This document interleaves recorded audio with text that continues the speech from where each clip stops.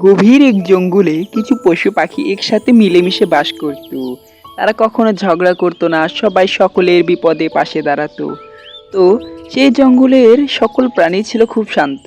হরিণ ঘাস খেত, ঘাস মজা করে খেত আর বলতো, বাবা বাবা কি মজা, আমাদের জঙ্গলের ঘাস কত মজা, খেলে শুধু খেতেই মন চায়। ওদিকে আবার হাতি আর বাদর খাচ্ছে ওদের জঙ্গলের পাশে থাকা কলা। মহারাজ সিংহ ও শিয়াল খাচ্ছে ছাগল। ও অন্যদিকে টুনিয়া পাখি খাচ্ছে গাছের নিচে জিরিয়ে জিরিয়ে দানা।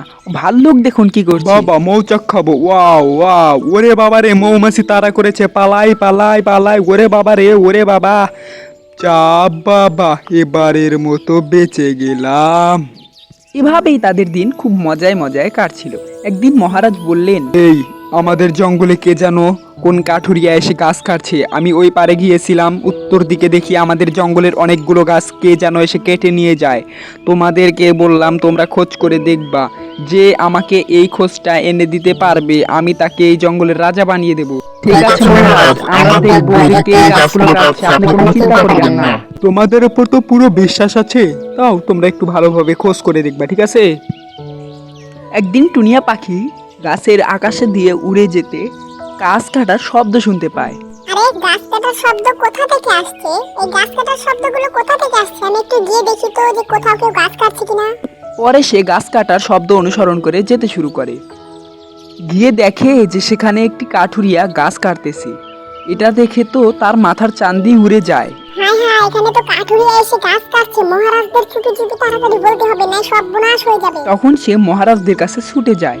মহারাজ মহারাজ, সর্বনাশ হয়ে গেছে, আমাদের জঙ্গলে কাঠুরিয়া এসে গাছ কাটছে। চলুন মহারাজ, আমি কেবলই দেখিয়ে এলাম যে গাছ কাটছে। কি বললে তুমি? তাড়াতাড়ি চলো, এখনই যেতে হবে, না আবার দেরি হয়ে যাবে।